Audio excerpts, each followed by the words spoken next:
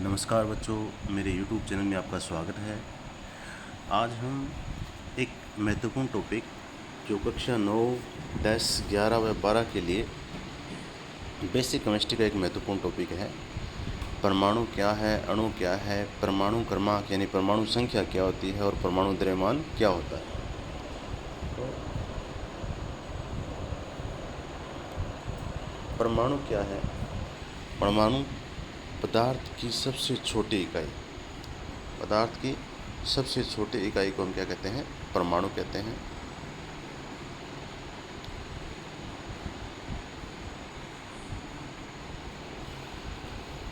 जिसमें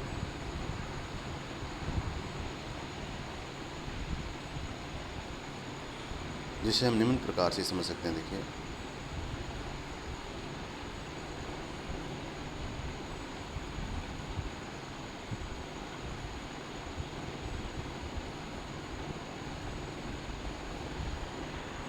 जैसे परमाणु की हम स्ट्रक्चर देखें तो ये परमाणु है। वैज्ञानिक बोर ने जो परमाणु मॉडल दिया था उसके अनुसार बीच वाला भाग होता है वो परमाणु का क्या होता है? नाभिक होता है। क्या होता है? नाभिक होता है, जिसमें क्या पाए जाते हैं? प्रोटॉन और न्यूट्रॉन पाए जाते हैं। क्या पाए जाते हैं? प्रोटॉन और न्यूट्रॉन पाए जाते हैं। और ये जो गोलाकार लाइनें आपको दिखाई दे रही हैं, इनको हम कहते हैं परमाणु की कोष। क्या कहते हैं? परमाणु के कोष कहते हैं। इनमें क्या भरे होते हैं? इलेक्ट्रॉन भरे होते हैं, और ये इलेक्ट्रॉन नाभिक के चारों ओर इन कोष में चक्कर लगाते हैं। ये है परमाणु का बोर मॉडल। अब इनमें इलेक्ट्रॉन कैसे भरे जाते हैं? किसी भी कोष में अधिकतम इलेक्ट्रॉन भरे जाने का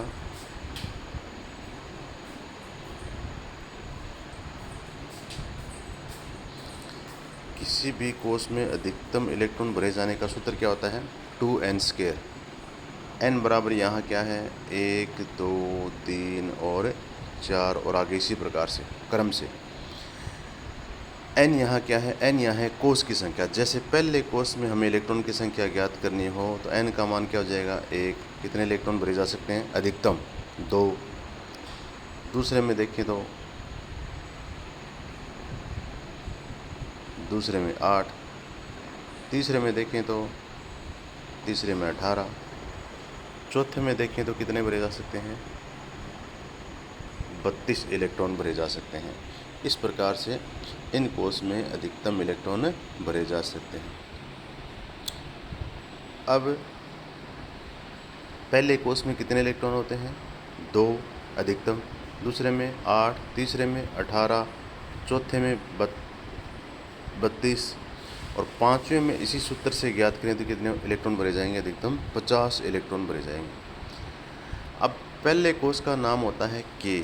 क्या नाम होता है? K। दूसरे का L, तीसरे का M, चौथे का N। इस प्रकार से अल्फ़ाबेटिक नामकरण भी इन कोष का होता है। तो K कोष में कितने इलेक्ट्रॉन भरे जा सकते हैं? 2, L में 8, M में 18, N में कितने भरे जा सकते हैं? 32। इस प्रकार से इलेक्ट्रॉन भरे जा सकते हैं। अब हम देखें अणु क्या है। अणु क्या है? दो या दो से अधिक परमाणुओं का समूह क्या कहलाता है? अणु कहलाता है। जैसे जल किससे बनता है? एक ऑक्सीजन परमाणु और 2 हाइड्रोजन परमाणु से क्या बनता है? जल बनता है। इसी प्रकार से ऑक्सीजन गैस बनती है, जिसका सूत्र O2 होता है, वो किससे बनती है? 2 ऑक्सीजन परमाणुओं से बनती है। ठीक है। अब उसके बाद हम समझते हैं परमाणु क्रमांक क्या है या परमाणु संख्या क्या है। तो इसे हम निम्न प्रकार से समझेंगे। देखो,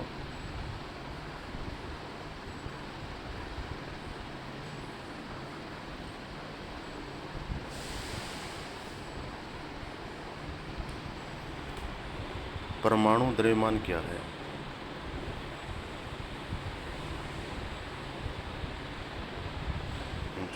पहले हम देखते हैं परमाणु क्रमांक या परमाणु संख्या क्या है। परमाणु क्रमांक या संख्या क्या है? किसी भी परमाणु में पाए जाने वाले प्रोटॉन की संख्या को हम क्या कहते हैं? प्रोटॉन की संख्या को हम क्या कहते हैं? परमाणु क्रमांक कहते हैं। ठीक है, और इसे हम किससे व्यक्त करते हैं? इसे हम Z से व्यक्त करते हैं। तो Z बराबर क्या हो जाएगा? प्रोटॉन की संख्या। और आपको बता दें कि किसी भी उदासीन परमाणु में प्रोटॉन की संख्या इलेक्ट्रॉन की संख्या के बराबर होती है। और आपको ये भी बताते हैं प्रोटॉन पर कौन सा चार्ज होता है? धनावेश होता है। इलेक्ट्रॉन पर कौन सा होता है? ऋणावेश चार्ज होता है। तो किसी भी परमाणु में प्रोटॉन की संख्या और इलेक्ट्रॉन की संख्या बराबर होगी तो वो परमाणु कैसा होगा? न्यूट्रल होगा, उदासीन होगा।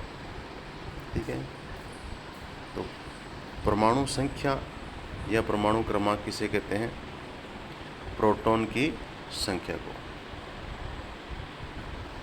अब जैसे हाइड्रोजन का परमाणु क्रमांक 1 होता है, हीलियम का 2 होता है, लिथियम का 3 होता है, बेरिलियम का 4 होता है, बोरॉन का 5 होता है। इसी प्रकार से कार्बन का 6, नाइट्रोजन का 7। ठीक है, तो ये सब क्या है? ये सब जो परमाणु क्रमांक इनके लिखे हुए ये इनमें प्रोटॉन की संख्या है।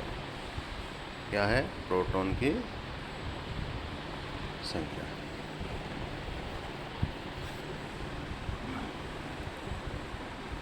अब है परमाणु द्रव्यमान क्या है? परमाणु द्रव्यमान क्या है? परमाणु द्रव्यमान क्या है? किसी भी परमाणु में पाए जाने वाले प्रोटॉन प्लस न्यूट्रॉन की संख्या का योग क्या कहलाता है? परमाणु द्रव्यमान कहलाता है। किसी भी परमाणु में पाए जाने वाले प्रोटॉन और न्यूट्रॉन की संख्या का योग क्या कहलाता है? परमाणु द्रव्यमान कहलाता है। ठीक है, जैसे ऑक्सीजन का परमाणु द्रव्यमान कितना होता है? 16। इसका मतलब इसमें 8 क्या है? क्योंकि इसका परमाणु क्रमांक 8 होता है, 8 ही तो इसमें प्रोटॉन होते हैं और 8 ही क्या होते हैं? न्यूट्रॉन होते हैं। ठीक है, जरूरी नहीं कि किसी भी परमाणु में प्रोटॉन की संख्या और न्यूट्रॉन की हमेशा बराबर हो, ये अलग अलग भी हो सकती है। ये था परमाणु, अणु और परमाणु क्रमांक। ठीक है, आशा करते हैं आज की वीडियो से आपको समझ में आया होगा कि परमाणु क्या है, अणु क्या है, परमाणु क्रमांक क्या है, परमाणु द्रव्यमान क्या है। यदि आपको हमारे वीडियो पर आकर अच्छा लगा हो तो हमारे वीडियो को लाइक करें और चैनल को सब्सक्राइब अवश्य करें।